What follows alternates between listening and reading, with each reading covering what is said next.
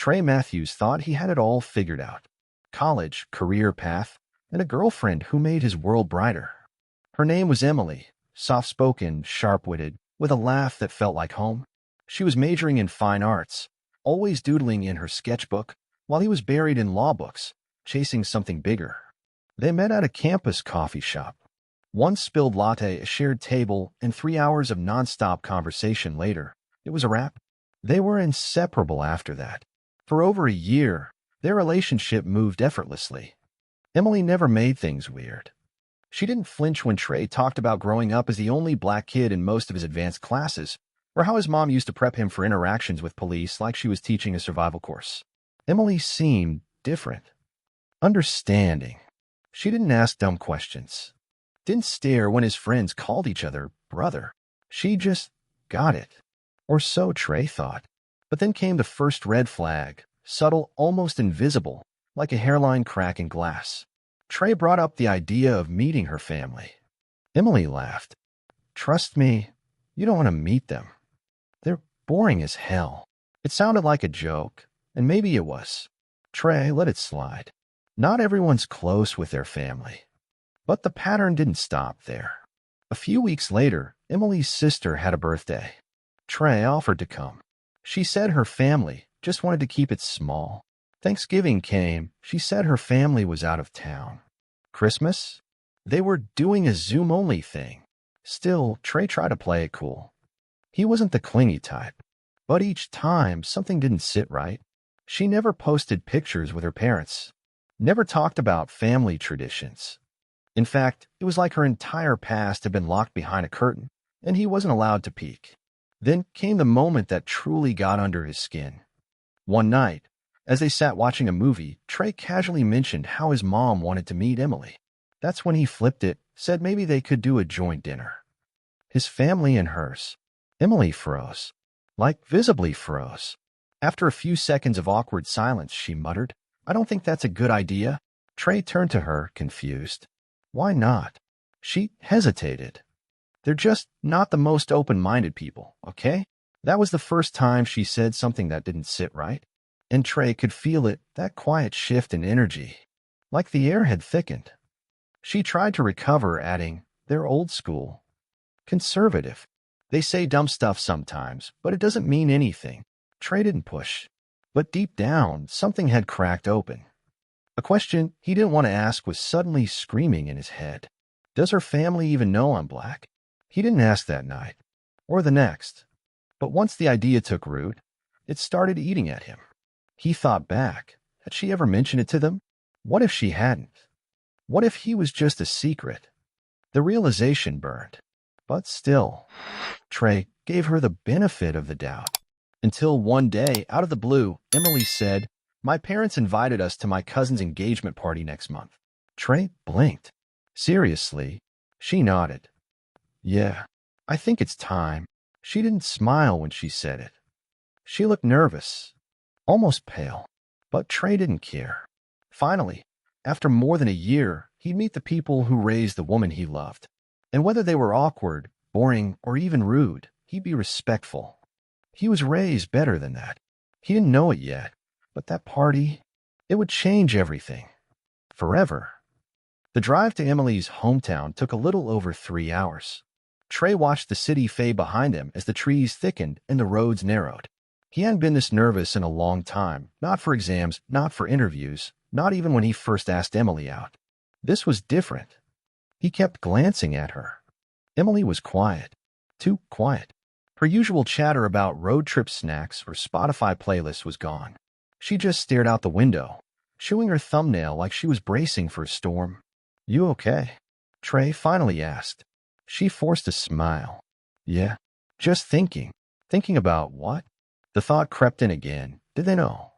Did her parents know who was coming? Did they know Trey was black? He wanted to ask, but something in him held back. Maybe he didn't want to hear the answer. They pulled into the driveway of a large colonial-style house with a perfect lawn and an American flag fluttering out front. It was the kind of house you see on brochures for quiet suburban life, the kind where the curtains are always drawn and the neighbors watch through them. As they walked up to the front door, Emily paused. Her hand trembled slightly as she reached for the knob. She didn't knock. She didn't ring. She just stood there. Trey gently placed a hand on her shoulder. "We can go home, if you want." Emily looked back at him, her eyes already glossy. "No, we're here." The door opened before she could knock, and there stood a woman, early 50s tall, thin, wearing pearls in broad daylight, who froze the moment she saw Trey. She blinked, once, twice, then forced a smile so strained it could snap. "Oh, Emily, you're early." Her eyes darted to Trey. "And this is—" Emily cleared her throat. "This is Trey, my boyfriend." There was a pause, a thick, painful pause. Then, "Oh, I see. Not nice to meet you. Not welcome in. Just, I see." Trey extended his hand. "Hi, Mrs. Carlson. Thanks for having me." She shook it, lightly, like his hand was made of glass or something worse. Inside, the house was spotless. Family portraits lined the walls, blonde children, beach vacations, graduation caps, American flags. There wasn't a single face of color in sight. Trey could feel it. The tension. It hung in the air like static before a lightning strike. Emily's father entered next. He looked like a retired military man. Stiff posture, trimmed mustache, a look in his eyes that said, "I don't trust you," before a single word came out. "Dad," Emily said, "this is Trey." Her father didn't speak, just looked at him, then gave the faintest of nods. Not a greeting, more like acknowledgement. That was it. No handshake. No welcome. Just cold silence. The engagement party was in the backyard. White tents, string lights, little finger foods, and at least 50 guests. Mostly family. All white. As Trey stepped outside, dozens of eyes turned his way. Conversations dipped. A few whispers started. Some people smiled politely. Others just stared. Trey tried to keep it cool. Smile. Nod. Be the better man. But his heart pounded. He overheard someone near the drink table whisper, "Is that Emily's date?" Another voice, hushed but sharp, "I thought she was bringing a friend from school." Trey's face dropped. Friend. A middle-aged man approached Emily. Her uncle, maybe. Big guy, red in the face, already sipping from his second glass of wine. "Hey, Em, you didn't tell us your friend played for the Lakers." Laughter. Emily forced a chuckle. "He's not a basketball player, Uncle Rick." Rick smirked at Trey. "You sure? Built like one." Trey smiled thinly. He'd heard worse. But it wasn't the joke that stung. It was Emily's silence. She didn't defend him. Didn't say what he actually did. She just changed the subject and pulled Trey toward the appetizer table. He wanted to leave. Every second was a reminder that he didn't belong. Not because he wasn't kind. Not because he wasn't successful.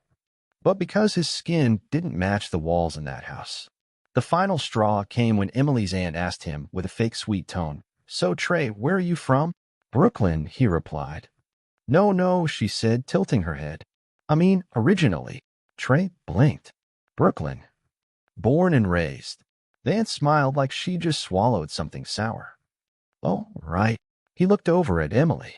She was just staring at the grass, saying nothing, doing nothing. And that's when it hit him. She never told them. Not really. Not before today. Not the truth. Not the full truth. He wasn't a guest. He was a surprise. And he was about to find out just how bad the fallout would be. Trey couldn't breathe. The more he stayed, the worse it felt. Like being suffocated by an invisible hand. His skin tingled with discomfort, and every fake smile or forced greeting made his stomach turn. He tried to engage, tried to laugh off the awkwardness. But it was all too clear. Emily's family was on edge. They couldn't hide it anymore. He and Emily were standing off to the side, near the buffet, when her uncle, Rick, approached them again. He was a little tipsy this time, swaying on his feet, grinning like he thought he was the life of the party. "So, Trey," Rick slurred, "you got a job lined up after graduation?" His eyes darted around the party, scanning for something to latch onto. Trey nodded. "Yeah, I'm going into law. It's been my dream since I was a kid." "Ah, lawyer, huh?" Rick chuckled, clearly not paying attention to what Trey said. Guess you're the real deal then, huh? The real deal. It wasn't a compliment. It was the same phrase people used to describe someone who didn't belong in the room, someone who had somehow earned the right to be there, but wasn't expected to. Emily was watching the scene unfold, and for the first time that evening, she spoke up. Uncle Rick, can we just... But before she could finish, Rick cut her off. Oh, come on, him. You're too sensitive. It's just a little fun.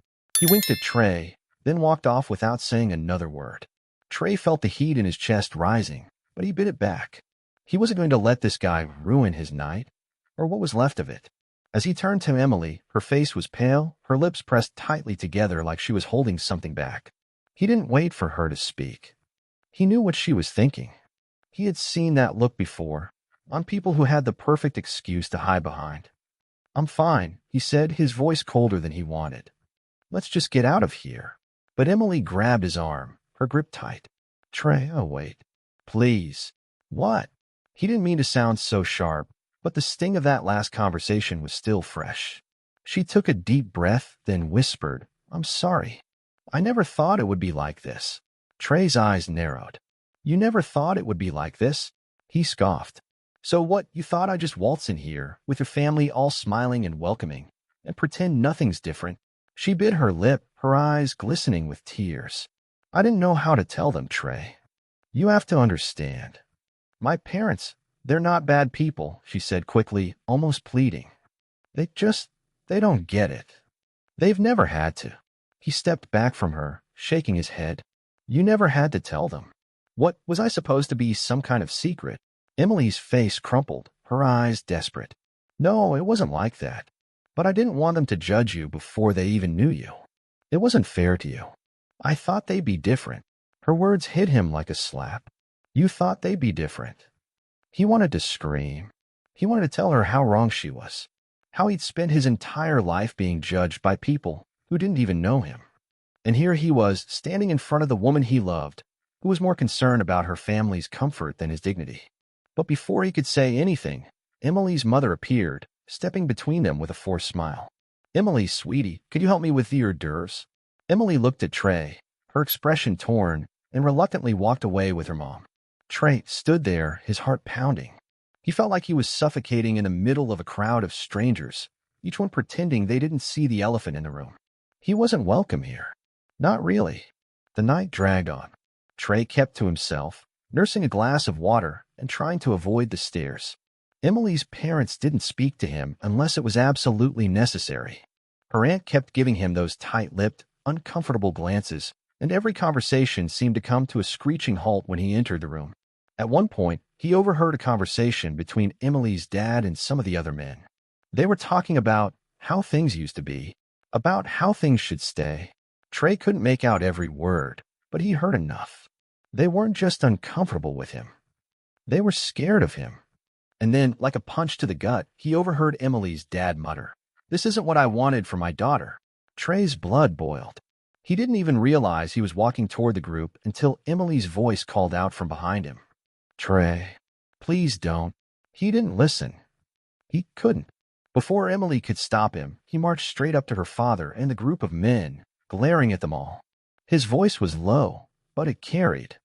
Let me make this clear, he said, forcing himself to stay calm. I'm here because your daughter invited me. I'm here because I love her. I don't owe you an explanation, and I don't care what you think of me. The men went quiet. Emily's dad just stared at him, and for a moment Trey thought he might throw him out. But then the silence broke, not with anger, but with Emily's mother, suddenly beside them, hand on her husband's shoulder, saying something Trey couldn't hear. And then Emily stepped forward, looking at her parents, her voice barely a whisper, caught between tension and something more, something like regret. Dad, Mom, this isn't just about you. The words hung in the air like a spark ready to ignite a fire. The air was thick with tension. Every word that came from Emily's mouth felt like a spark that could light the room on fire. Her parents stood frozen, watching her, their daughter, who had just dropped a bombshell that had shattered every illusion they'd built up for the last hour. Trey was standing beside her, heart racing, unsure of what was going to happen next. Her father's face was unreadable, like stone. But Emily's mom, her mom was the one who made the first move. Her voice was soft, but you could hear the underlying hurt. Emily, we raised you better than this. Trey's stomach churned. It wasn't the words themselves, it was the tone. As if Emily's choice, her love for him, was something that needed fixing. Mom, don't, Emily said, stepping back, her voice cracking. I didn't want this. I didn't want you to judge him before you even knew him. Her father finally spoke, his voice flat and controlled, but the weight of it was enough to break the silence. We don't judge, Emily. We just don't understand why you couldn't tell us. I was scared, Emily admitted, the rawness in her voice cutting through the tension like a knife. She took a step toward Trey, her eyes pleading. I was scared that this would be exactly what's happening now, that you wouldn't accept him because of how he looks. But I love him, and that's all that matters. But her father didn't seem to hear her. His gaze was locked on Trey, but not in the way a father would look at his daughter's boyfriend. No, this was different. It was distant, judging, calculating. We don't have a problem with you personally, her father finally said, his voice colder than before. But we live in a world where people like you don't always get treated the same. You're making things harder for Emily. Trey couldn't believe his ears. Was this real? Was this really happening? He wanted to shout, to scream, to tell them how tired he was of people thinking they knew what was best for him, that they could decide his future based on his skin. He wanted to lash out and let them see what it felt like, but he didn't. Instead, he took a slow breath, fighting to keep his composure. He turned to Emily, who was standing beside him, tears threatening to spill from her eyes. He didn't want her to feel guilty, but he couldn't ignore the hurt inside him anymore. Emily, Trey said quietly, his voice steady but tinged with a quiet anger. You don't have to choose between me and them. Emily's hand flew to her mouth as if she were holding back a sob. She shook her head slowly. Trey, I don't want to lose you, but I don't know what to do. Her father stepped forward, voice sharp. Maybe you should think about this before things go too far. I don't know if this is what you want, if this is what you really want for your future. That hit like a punch to the gut. Emily's father wasn't concerned about Trey's feelings. He wasn't even concerned about what was right or wrong. He was worried about appearances, about the way things were supposed to go. For him, it wasn't about love. It was about control. Trey looked back at Emily, whose face was a mask of helplessness. She wanted to speak, to make everything okay, but she was trapped between her family and the man she loved. Trey took a step back, his voice low but firm. I don't need their approval. I never have. Emily flinched, but Trey didn't soften his words. But if this is going to break us, then maybe it's not worth fighting for. Her eyes widened. No, Trey. Please, don't say that. I'm not saying it's over, he said, his tone quiet now. I'm saying I can't keep fighting this battle for you. You have to decide what you want, Emily. And if you want me, if you really want me, you have to be ready for the consequences of what that means. For the first time that evening, Emily's father didn't speak. Neither did her mother. Trey's heart was pounding in his chest. He wanted to leave, wanted to pull Emily away from all this, away from a family that couldn't see him for who he was. But Emily stopped him before he could walk away. I'll choose you, Trey, she whispered, her voice barely audible. I promise. Her words, though soft, carried a weight that settled between them, heavy and full of promise. But that promise, could it survive what was about to happen next? Before Trey could respond, Emily's father finally spoke again, but this time his voice had changed. It was sharp cold. You should leave, Trey, he said. Now. Trey turned to him, his eyes blazing. He wasn't going to be kicked out of this house. Not for something he couldn't control. Not for who he was. I'm not leaving, Mr. Carlson. Not until we're done. The silence in the room grew deafening. Trey could feel every eye on him, the weight of their judgment pressing down on him, suffocating him with every breath. Emily's mother tried to speak, but her words were cut off by the unmistakable sound of Emily's voice, louder now, more certain. No, you don't get to tell him what to do. Not anymore. Trey turned toward her. There was fire in her eyes. For the first time that night, she was standing up for him. Not just as her boyfriend, but as a person, as someone who deserved to be treated with respect. Emily's father seemed to take a step back, his face clouding over with a mixture of anger and disbelief. I think it's time we all go home, Emily said firmly. We're done here.